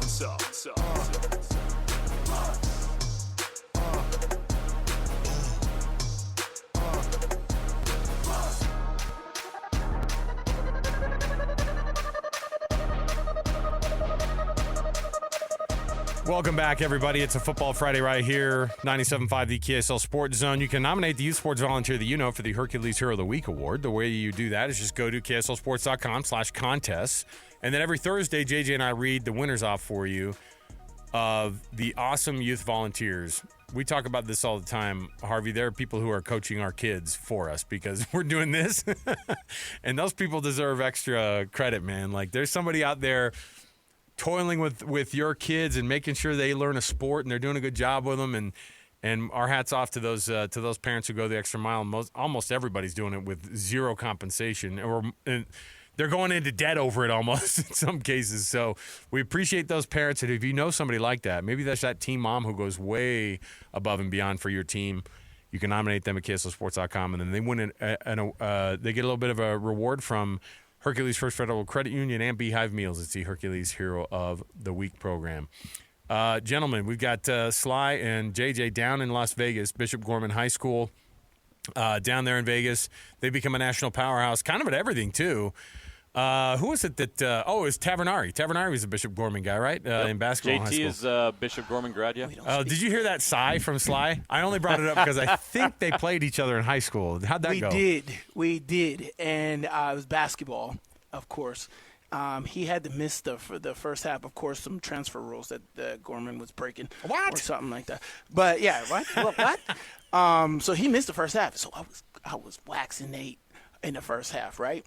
he comes in at halftime and starts pulling in their stupid little ox gym. I tell you, that school was so run down back in the day. In their stupid little ox gym, and he was pulling up from half court, and he just tore us up, man. It was despicable. So I don't even know if he remembers me, but I remember him when he came in because we're like, who is this guy? Well, I feel like if there's going to be somebody who's going to remember some trash talking moments, it's going to be JT, man. Like, there wasn't trash talking moments because he had this mystique about him. Of words of people around town that was talking about him. He's from Brazil, and he's like this huge, just elite player, yada, yada, yada, and some crazy stuff. So, I was getting juice. I'm like, yeah, we're going to take this dude out, whatever. Right? And so we just get into the game. It was like me. So, like AAU ball, I played against the Lopez twins. Yeah. Right? Oh, and they were the number one team in the nation. Brooke and Robin. And we were whooping their butt. It was early morning game, and they weren't ready to go in that first half. But that second half, man, we were up by like 12 at halftime, but we lost by like 40. I forgot. Oh, okay. All right. So anytime those elite guys want to turn it on, they can do up. it. Yeah. Well, lots to jump into and talk about here. And one of the things that we wanted to talk about this hour, since we're kind of focusing on the University of Utah, is the idea that the first round of polls, which of course don't really matter except for it does. And so I'll have you guys listen to this first one. We played this yesterday, and I thought it was interesting because listen to what happens when you are a super, super good football team, but you play at 9 p.m. Mountain Time. This is Chip Patterson and Tom Fornelli talking about the AP poll and what happened to Utah in the very first edition of it this week. I wish Utah was higher. I just think that no one watched it. They were left off of 28 ballots. Yeah, Utah was checking in at like number Utah, I think, was like 26 in the preseason balloting, and they only move up, or 27. They only move up to 25. That is not in line with the statement that was made. I just think that 11 p.m. Eastern time kickoff. No one saw how clinical that was. Tom, no one saw that. What was it? A 10-minute drive. Mm-hmm. They just put that thing in park, and they were like, okay. We've been beaten up on these guys enough. Let's get this thing to triple zeros. They could have scored 50 in that game if they really wanted to. And I'm really happy you brought it up because this is like a poster case of like West Coast bias and then like Big 12 bias. You know what I mean? In that Utah could appear as high as number 7 on a ballot. In Sam McEwen's, they also received votes for 11th, 12th, 13th, 14th. Like they were getting top 15 ballots. Yeah. But then you don't even show up on 28 ballots. That tells me that you were not watched because you were the late night game on Saturday. So everybody else was either writing their stories, if they are actually writing members of the college football media, which again, a lot of the people in this poll aren't. They're like radio hosts or they're just whatever. But that tells me you actually aren't watching college football, and yet you are voting in one of the polls that we use to argue about it. Stupid radio host. Wasn't us. Just tell everybody it wasn't us. Now, he brought up two things. He said the West Coast bias, and then he also brought up a Big 12 bias. Are either of those things legit in not just polls, but just kind of across the world of college football? Yeah, it's a function of the schedule. It's a function of playing late games, and I think it's been a problem for Utah and BYU. It was a huge problem for the Pac-12. Yeah, but if USC played that game, if USC would have beaten UCLA 43-10. All these media people that vote in these polls didn't watch you play. Yeah. They don't know who you are. But they know who Ohio State is. Yeah. Because they watch Big Noon. Like I said. I think that's a factor, but I think they already predetermined who they want. That's why I think having a poll before week 3 or before week 4 is stupid. I don't think polls should come out until that doesn't fix this problem though, Slide. That's the thing is that like you go because somebody made that point. They go, look, don't do the polls until week 6, and yet at the same time, it's like but you're still there's so much money being made from you still have great teams playing. There's so much money, 9 o'clock games. Exactly. This is why you're still going to get ignored. Well, you got to look at. This is why I disagree with JJ is because there's so much money in the polls. Preseason polls, way too early polls. There's polls that come out before the national championship game ends. Right? There's so much money in those polls that it doesn't matter. These first 3 weeks is so stupid. And they want people that follow Texas and Ohio State and Florida State and Oklahoma. Why are they Oregon automatically to read in those there? polls? They are automatically in there every single year. Well, you got to look at automatically. You got to look at the fan base first off, and then second off, let's just look at ESPN contracts. It's like, gosh, you have a big ESPN contract. That's what you have to look into. And, ESPN and Fox. It's so stupid. And if you have pay attention to none of those. If you have a dang good Fox or ESPN contract, guess where they're going to put you? They're going to put you at noon. They're going to put you at 1. They're going to put you at 2, and then. Yeah, you see Texas, Clemson, and Notre Dame. All three of those guys lose. Arch Manning looks like my son, who plays fourth. And he's 5 years old, and he plays in this 7-on-7 league up in Provo, and he's the quarterback. And my son could throw better dimes than him. But Texas, Clemson, and Notre Dame, they only go. They had moved down right outside the top 5 because they want to just keep them right there because these guys probably have the best contracts. They want to try to keep them close to the playoffs as possible. And it's all about the money. I've got another piece of sound here. Josh Pate on ESPN brought up Utah also, and brought up the fact that people should be ashamed of themselves if they don't look at Utah or watch these games late when they're expected to be talking about these teams are voting for them. The most egregious omission from the top 15 this week was Utah. Utah is number 8 for me. Utah is a top 10 team because Utah committed some light crime against UCLA, and I know what happened. We all know what happened. Those of us who are really diehard and we love the sport, we were sitting up at 1:30 in the morning watching Utah. Most people with an AP vote were sound asleep. And that's why Utah is currently, 25th in the AP. It's such a joke. This is why I don't have time to be schooled about my power ratings by people whose rankings are this big a joke. Utah dominated week 1. I will virtually guarantee you there will be severe upward mobility. People will be so far behind the curve on them. Well, I'm not. I'm ahead of the curve. Well, actually, I'm just on the curve because I actually watched them play the other night. The audacity, by the way, of ranking teams after you watch them play. All right, so there you go. Josh Pate says it. How about Alex, top 10? At the coaches poll too. Coaches poll and the AP top poll. Is it the same? Coaches poll don't have Utah on there. Yeah, right. But Alabama's still on there after that disgusting. Those head coaches, secretaries who submitted those votes, they were also asleep on the East Coast when they put that in. But that's where the money is off of these opinions. Whether it's your secretary or your 4-year-old. We talked about the GM for the Giants. His son is a better GM than him. Oh yeah, the little kid he was just who like, why pay Saquon? Keep Saquon in New York. Pick Saquon, Dad, please. What I was going to say was. But he mentioned it, and he kind of blew past it. It was more just about the disrespect part. But he said top 10 team. He put him at number 8 on their poll. Do you think that's a little high, or do you think, or do you look at it and go, why not compared to what they did? It is too early. But are they? What you've seen, is that a team that could definitely be at the top 10 by the end of the season? Oh yeah, hands down. For me, I get to hear from Harvey, but for me, yes. And it's more than just the score and the opponent. It's how Utah did it, and that's what those guys are talking about. Those guys are talking about how Utah dominated. They said they could have and should have scored 50-plus points, and that is very true. We only scored once in the third quarter. We scored 40 points in that game and only once in the third quarter, and that's because it was a 10-minute drive.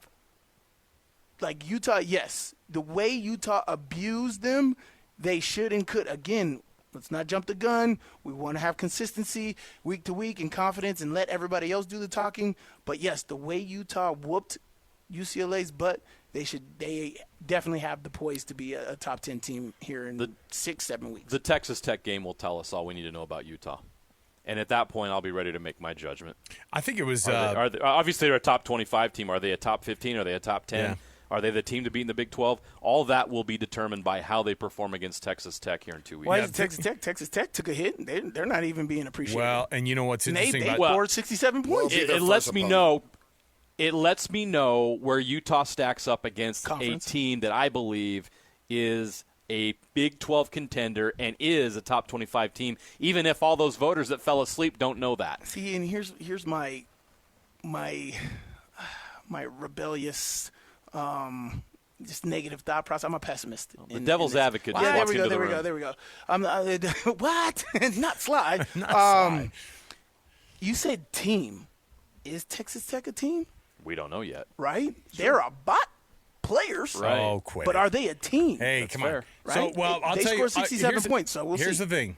Coach Joey McGuire this week, I think Mitch and I talked about it. I think maybe you and I talked about it too a little bit, JJ, this week, because he actually, in his weekly press conference, started talking about all of his guys. And what he was talking about was getting them ready for the Utah game, like looking straight past these next opponents, because he's like, we got to have him back for that Utah game. You think Joey McGuire knows who the how they're you know darn well he knows. Look, and on top of that, they're coming to a place that they've never played before. He ain't the only coach. I know, and so like it. if you think Texas Tech has all these names, all these stars next to their great, but you know what? Like he knows, Coach McGuire knows what he gets with Kyle Whittingham.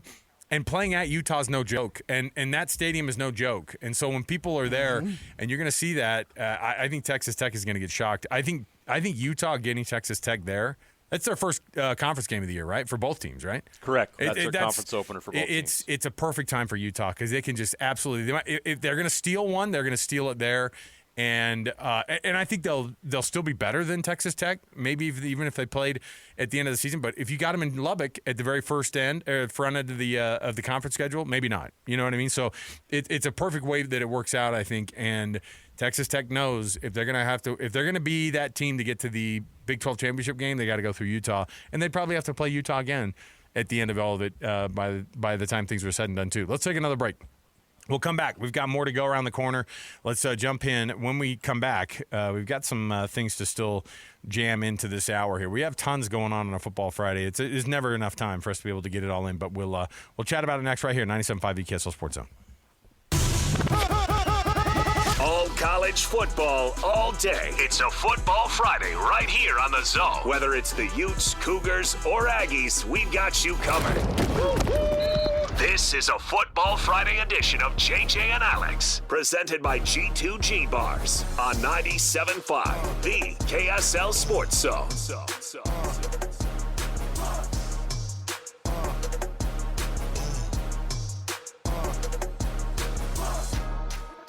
I still can't get over the disrespect that was thrown at the radio host. I shouldn't take that so personally, JJ. When it was brought up on that, I think it was Chip Patterson and Tom Fornelli who were like, and a lot of these guys are just radio hosts. And I was like, okay, hold on a minute. Oh, okay. So you get a pen out and you write it down on paper, and suddenly you're an expert.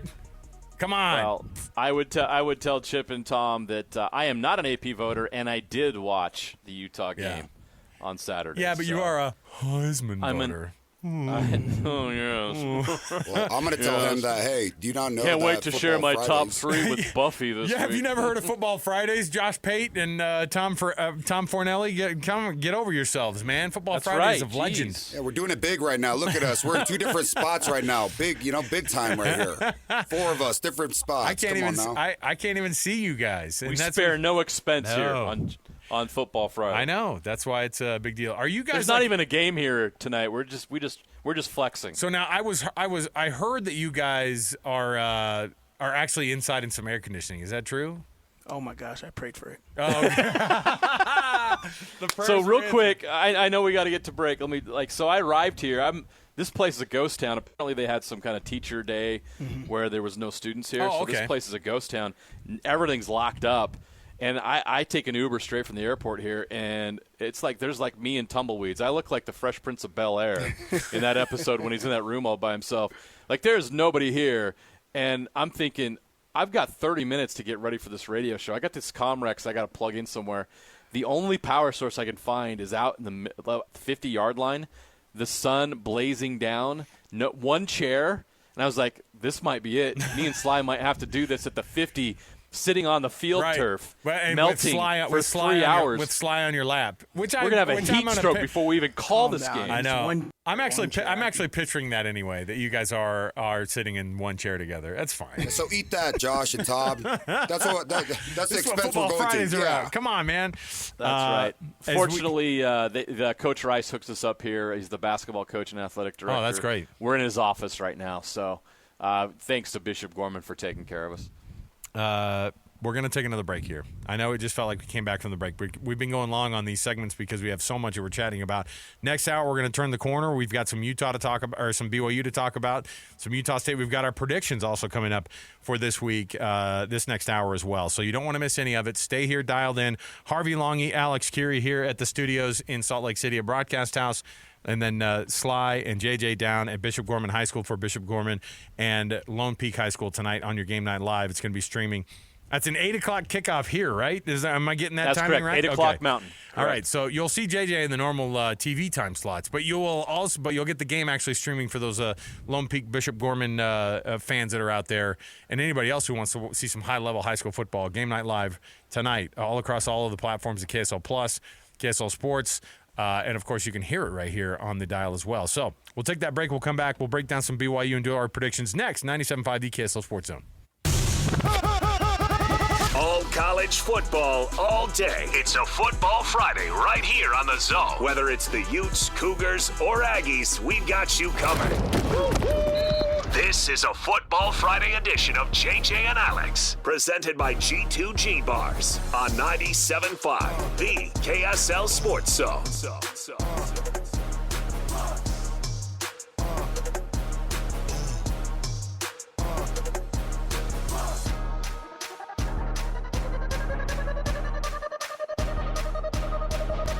Welcome on in. It is a Football Friday right here, 97.5 the KSL Sports Zone. Alex, Kirry, Jeremiah, Jensen, of course, your JJ and Alex duo that you're used to. But then, of course, also we add Sly and Harvey Langi to our Football Fridays, and we have a friggin' blast talking football. We're at the studios here at KSL Broadcast House in Salt Lake City, and Sly and JJ down in Las Vegas at Bishop Gorman High School. The scene tonight of Bishop Gorman and Lone Peak High School facing off in a nice little setting for these folks from Lone Peak to go in and maybe shock some people across the country. Why not? We have some pretty darn good football here in the state of Utah. In fact, high school-wise, prep-wise, is this the best it's ever been, you guys? I mean, we just keep getting better. Is this the best talent we've ever seen in the state?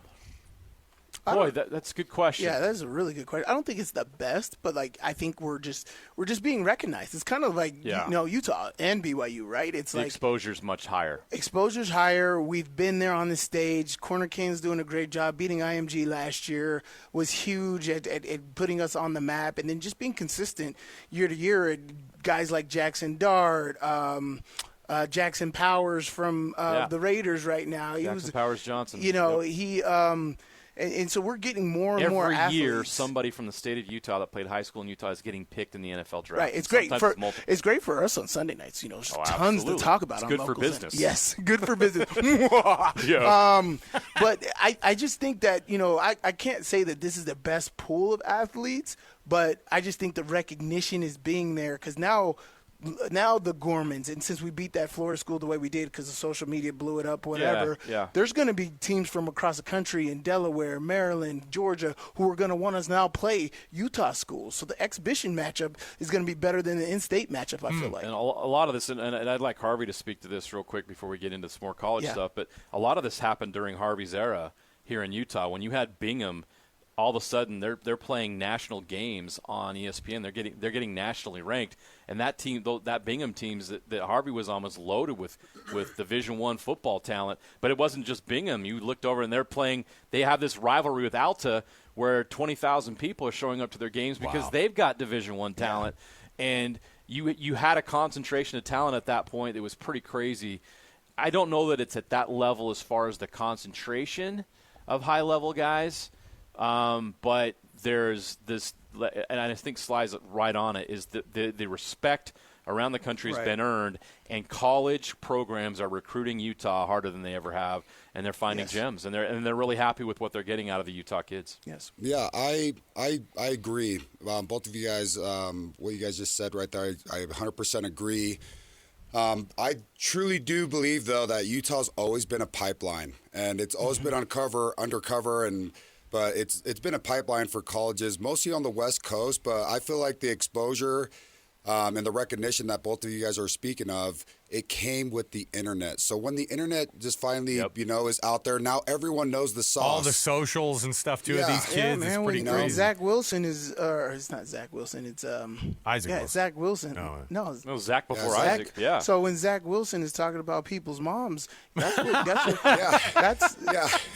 what gets national attention. They're like, where's this guy from? Where'd he grow up? And so I don't know if that helped him. If he would have, I didn't say it helped him. It helped the state of Utah. You're like, oh, there's some good-looking moms out in Utah.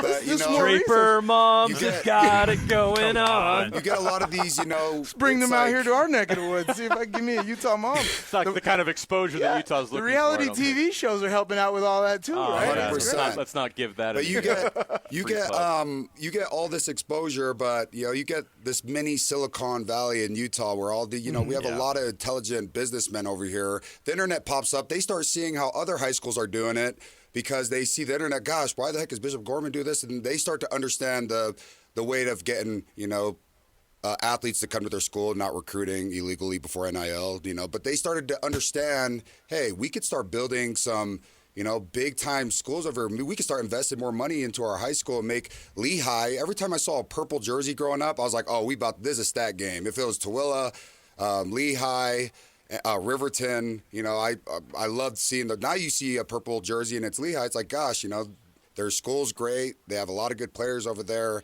But everyone knows the secret sauce because once it's out there and it's on the internet, then everyone just copy and pastes it.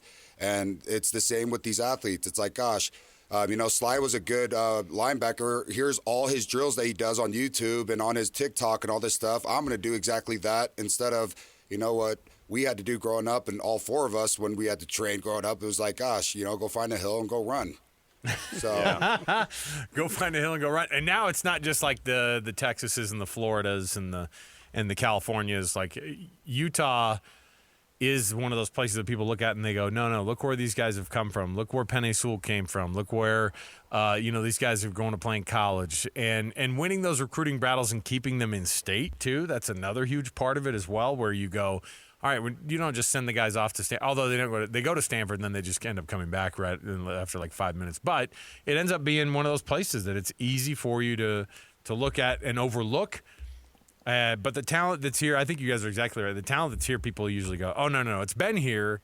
Now other people are finding out about it. And then the stars start showing up on these recruiting things and everything. And so then it becomes a little bit different. We got the receipts. Yeah. Yep. Real quick, yes. If you look at the top 5 high school recruits, it's not just BYU and Utah. It's BYU and Utah and Tennessee and Alabama. Right. Yeah, that's so all you need to know about where now. recruiting is in the state of Utah now in 2025. Let's get into some BYU versus Stanford coming up, of course, tomorrow night late. Speaking of late games and whether or not you're going to get votes, you probably will not, even if you beat a Stanford team that everybody looks at and doesn't think very much of. Our program brought to you by G2G Bars, all natural ingredients and no preservatives make the G2G Bar the perfect protein bar. And then this segment brought to you by the good folks at Trajan Wealth, TRAJAN Wealth.com for all your trusted local needs in retirement. BYU and Stanford. Here's what Kalani Sitake said about the Stanford program. Obviously, this is one that Coach Kalani is going to respect. Not a lot of people don't respect it, but it's certainly, at the very least, down right now. A really good system. I mean, obviously, Frank Reich's leading the way as head coach. And you look at the staff, they're a really good coaching staff, good talent on their team. All you have to do is look at the guys that we got from there. I mean, we got Bear and Tiger, and they came from there. I think they were put in a really difficult situation as a program, and I think Andrew Luck and Frank Reich are doing everything they can to make it right and make sure that they can do what they can for the outgoing seniors and get that program going. Stanford is down right now. Now, when you made this, when you put this one on the schedule, you didn't know if they were going to have be in a down situation. You certainly didn't know they were going to be in the ACC at this point. But what do you get with a program like Stanford when they come in? That's going to be different right off of the bat from Portland State. Now, people are looking at it and they're like, oh, yeah, Portland State was bad. Well, and they're going to run it up on Stanford, too. I can't stress enough the difference of athletes you're going to get at Stanford, even a down Stanford versus a Portland State team that they saw last week. I think that Stanford – they held, everyone knew if you go to Stanford, I was verbally committed to Stanford, and then I sort of got in trouble in high school. So all the kids are listening here, show me your friends and I'll tell you your future. It's real. All right. Yeah, it's real. Yeah, there you go. And so, but with Stanford, why I was verbally committed there is because what they had to offer back then, it's like, gosh, hey, you come here, you're playing in the Pac-12, but not only that, you get an Ivy League type education. Well, let me tell you something about education now on these young bucks. These young bucks know that they can make money doing little TikTok dances and all this stuff. So education's not really big on their list anymore.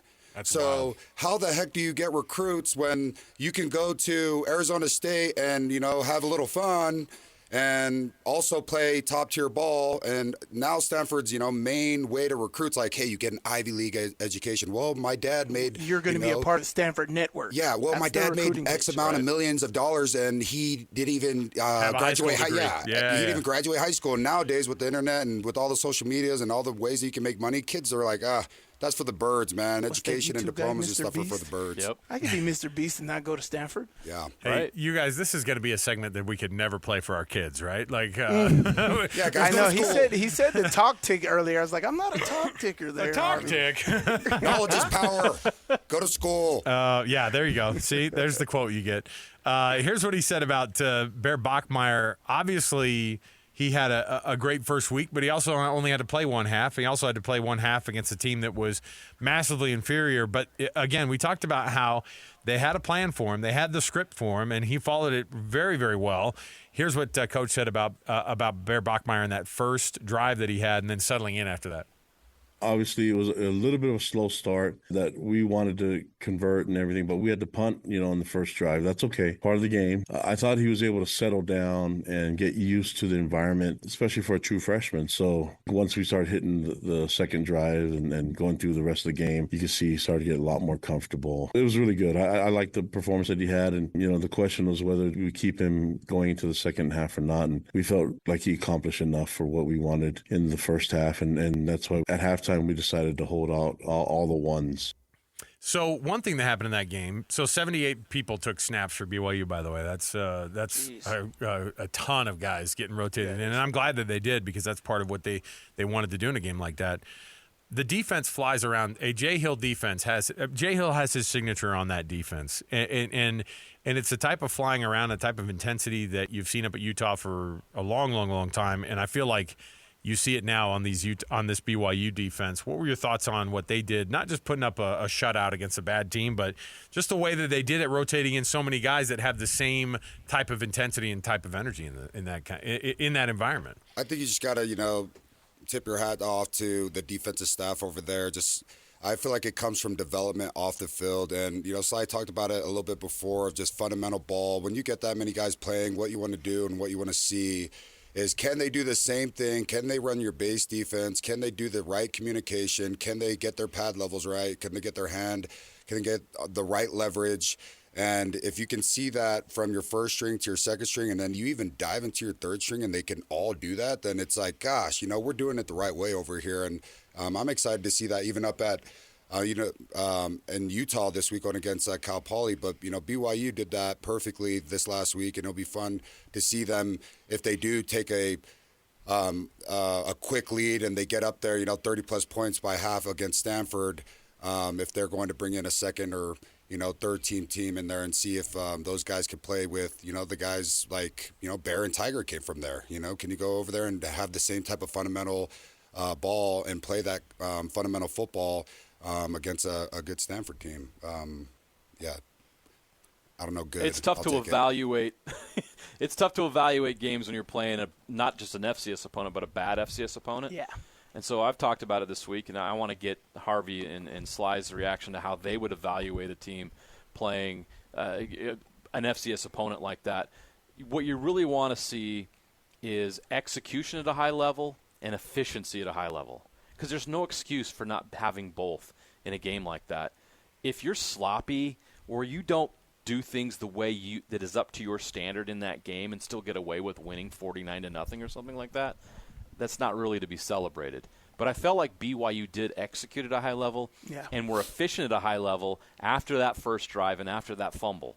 After that, I felt like they played a really good football game and would have beat a lot of football teams on that day, not just an FCS opponent. Yeah, if I was BYU, I'd only be mad that I wasted a home game on that, right? I want more exciting games at home. I would have wasted this FCS opponent on an away game.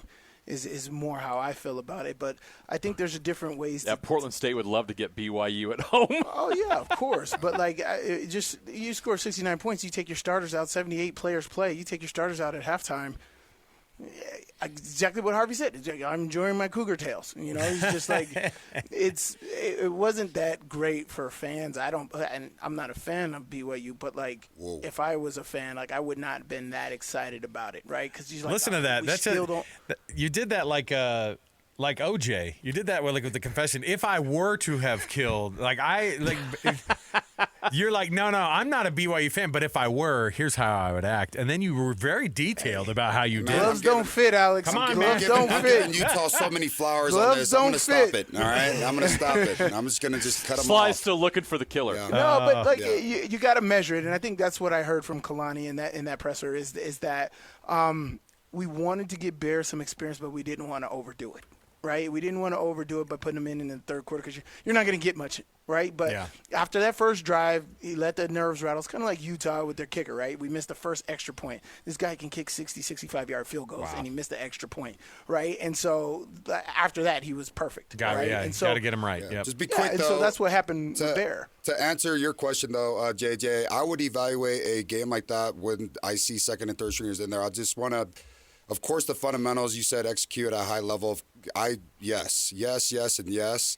But what I would want to see is, okay, this is your read. If it's open, throw that read. But even further, I'd want to see my vets. I want to see my starters engaged. I want to see them, coaching up the guys that are behind them. I want to see the effort and the attitude. Like, if you can see the body language and everyone's still dialed in, even though it's 55-0 and everyone's not sitting back just talking about, hey, man, we're going to meet up at this pizza spot or this burrito place after this. Instead, if you see them all together and they're still – that's scary. And if you could see that, and I think BYU was doing that towards the end of the game, then that's scary for a team because you're like, gosh, that's these guys not are – what I'm paying attention to, Harvey. I wouldn't be paying attention to that.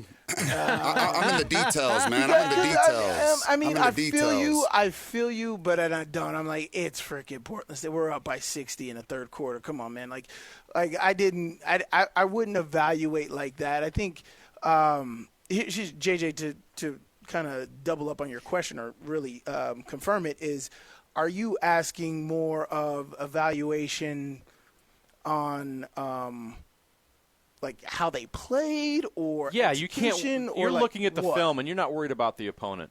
You're watching what your guys did each and every play with the mindset of knowing who they were playing. Are you still executing at your highest level even though the bar on the other side is a little lower? Yeah. You know what I mean? Because we've seen BYU play Portland State. What was it, 2017? 20-6. Yep. 20-6. That wasn't good. More importantly, and there was a lot of red flags in that game that turned out to be true down the road. Truthful. This is not a good BYU team. The Sam Houston game a couple years ago, the offense was up and down all year. It wasn't good in the Sam Houston game. There were red flags in that game that came to be true later in the season. Yep. They end up 5-7. So there's things you can see and evaluate in a game like that aren't necessarily about your opponent. It's about you. What are you doing? What's your execution in the game? Maybe some of the stuff that Harvey is talking about, you do take into account. What's our body language? How are we acting on each and every play? You know what I mean? I guess and I appreciate what Harvey's saying, and I want to know what you think too. Is what are you evaluating in a game like that? Because Utah's going to have that problem this week. Here's the problem. Is why I disagree with Harvey is because these coaches are sickos. They watch film on everything. They critique everything from practices to they're going to FCS opponent. So they're going to – the problem is consistency, right? Coach Witt, Bill Belichick, everybody will tell you, I'm not treating this week any differently than I'm treating another week. Right. So I'm evaluating film the same way I would if it was UCLA. Right? So that's why I disagree with Harvey about it's Portland State. If we're all getting Cougar tails after this game, I'm sure you guys are talking about our last 2 minutes. So you're telling me, I'm not going to judge you're you telling on me that. though, in your 2008, you guys go against Alabama.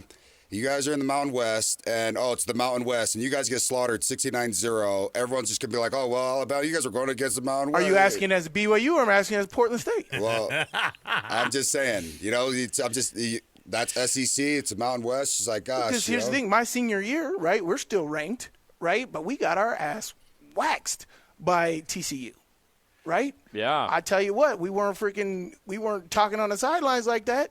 We were engaged. I still was beating people's butt every time I got an opportunity. No, it's the flip side though. It'd be like the TCU boys, It's like like when we beat Wyoming 40-0 or Colorado State 60-something-0. Yes, we were talking about the party that we were going to have later that night. Listen. We can't. And I'm not telling my team is any worse or better. I'm saying these guys are confident. That's and the I'm telling them, consistency. as a coach, you're coaching that, but am I worried about it? Is the question. Yeah. Touche. I'm not worried about it. All right. And the party was at my house. Hey, you know what? I got to take as our producer Alex Napolis just said, he's like, unfortunately, we have to go to a break. Otherwise, because we're all sitting here, I'm eating the popcorn. I'm listening to these guys going at it. I love it. We'll take a break. Football Friday continues. We've got our predictions next. We've got our Utah State, BYU, everybody in action. The Aggies are down taking on the Aggies at Kyle Field at College Station, Texas A&M. That's a big stage for Bronco in week 2 of his coaching go up there in Logan. But you got BYU Stanford to break down. We're going to break down Utah Cal Poly in terms of some scores and some predictions. So stay right here with us. More to go. 97.5 the KSL Sports Zone. All college football all day. It's a Football Friday right here on the Zone. Whether it's the Utes, Cougars, or Aggies, we've got you covered.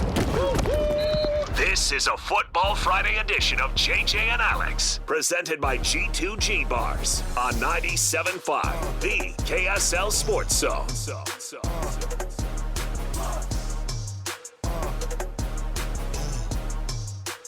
All right, prediction time right here on 97.5 the KSL Sports Zone. It's our Football Friday.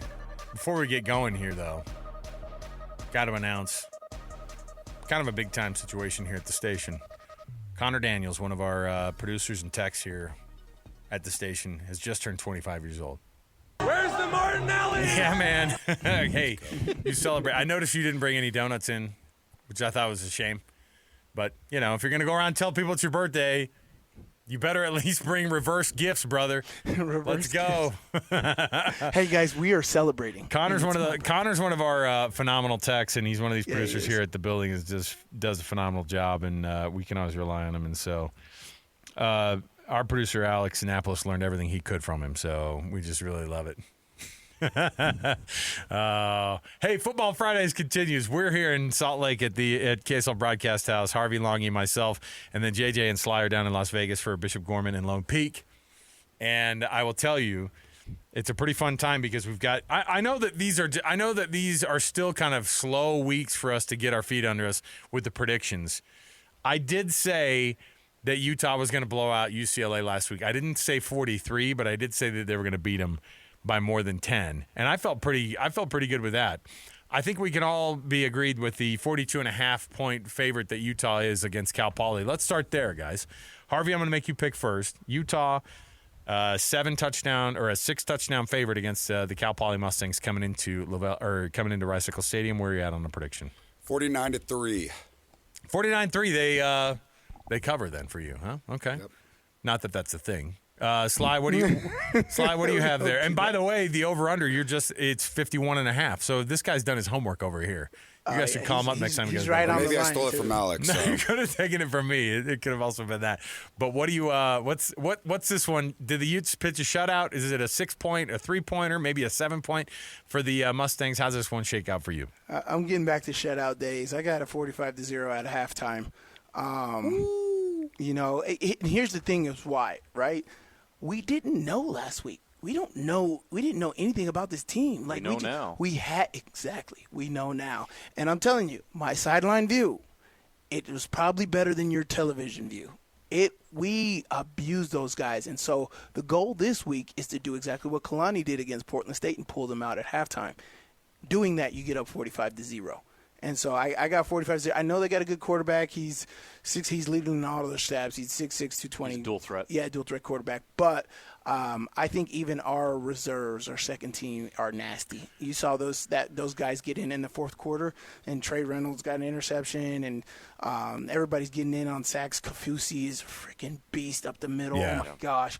And so our second unit is great on defense. And so, and then again, I think we get late in that game, we're going to be trying to run the ball like crazy, so we're going to be killing clock again. So I got a shout out. I got a total score 63. We'll keep it in 7. Divisible wow. 7. Okay. 63-0. 63-0. JJ, what do you have real quick? Yeah, I'm going to go 59-0. I'm going to stay in the 50s. I'm going to stay in the 50s. And they'll I'm have gonna a drive that stalls late. They'll kick a field goal or something like that. Kick a 60-yard field goal before halftime. I'm going to go. I'm going to go in the 50s. You're going to get 2 field goals out of your. You're going to get 2 field goals out of your young That's kicker. 8 touchdowns and a field goal. I'm going to go 50. I'm going to go 55 to 6. I'm going to say that they get 6. See how they, no safeties in there. Nobody's getting a safety in there. No, that's 3 safeties. That's what I'm talking about. All right, BYU and Stanford. This one is an interesting one because it's a Power 4 team coming in. I guess it's an ACC team. It's a late game. BYU and Stanford. We don't know much about this team. We do know that Frank Reich is going to be there for only 1 year. I'll start things off here. I think this is going to be another one where BYU kind of gets going quick, but I don't think you're going to see the same type of dominance from last week. I do think it is going to be a 38-13 win for the Cougs. Nice. I'll go next. I am with 35 Cougs, and I think Stanford will get 7. Hey, look at that. I think Roderick is getting a little happy with play calling. I mean, there were so many pirouette plays for Bear in that tornado reverse. My God, right? You should call it the pirouette plays though, just for fun. Yeah. Oh, for sure. He did a couple pirouettes. Yeah. I can't wait to see the annexation of Puerto Rico this week. But for me, I think that they're on a quest to score points. They got a lot of talent around that team to spread the ball around, from Chase Roberts to Carson Ryan. And those guys didn't really get touches, and I think they'll be able to get touches in this game. So I got 49 to 10 in this game. Yeah, I think BYU is going to do to Stanford what Utah did to UCLA. I've been trying to look at this, and I'm like, can Stanford make this tough on BYU? Can they give them a game? No. And that the offensive line looks great. Defensively, I think Stanford's going to struggle to score points. I don't think their quarterback is very good. I'm going 38-10. I think BYU covers and wins with ease. All right, we're right there. All right, the Utah State Aggies going down to Kyle Field, taking on the Texas A&M Aggies, who are favored by 31.5. That's a big line right there. Too big. I think it's too big as well. I'm gonna go along the lines of I'll start things off here. I'm gonna go Texas A&M does score 41 points, and I think Utah State scores 14. I think we're gonna see a 41-14 kind of game here. Harvey, you're up, buddy. I am gonna rock. Yeah, I'm right with you. I'm at 42-7. I think, man, Texas A&M's just nasty, especially their passing game. They passed the ball very well last game, I thought, and Utah State's gonna have a very hard time trying to stop all their weapons on offense. 42-7. All right. Sly, you're up.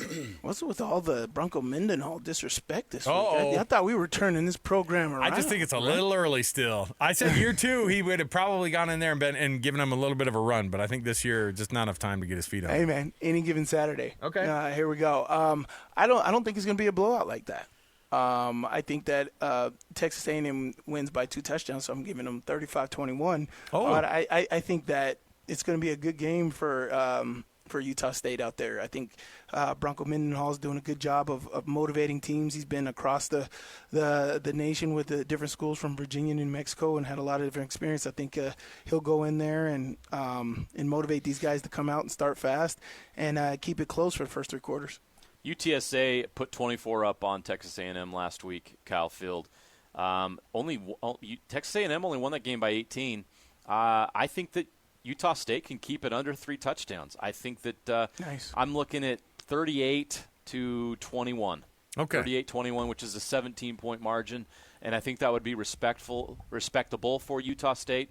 That's what I'm going to go with, and they definitely beat the spread there. JJ just Wheel of Fortune me. I like it. Yeah. $1. $1. $1. Oh, Price is Right. Price is Right me. I like it. Yeah. I get to spin the wheel, right? I like it. Yeah, you do. It's the Showcase Showdown. Hey, we'll take a break here. We'll come back. We've got our best and worst next. You don't want to miss it. Stay here on a Football Friday, 97.5 EKSL Sports Zone. All college football all day. It's a Football Friday right here on the Zone. Whether it's the Utes, Cougars, or Aggies, we've got you covered. This is a Football Friday edition of JJ and Alex, presented by G2G Bars on 97.5, the KSL Sports Zone.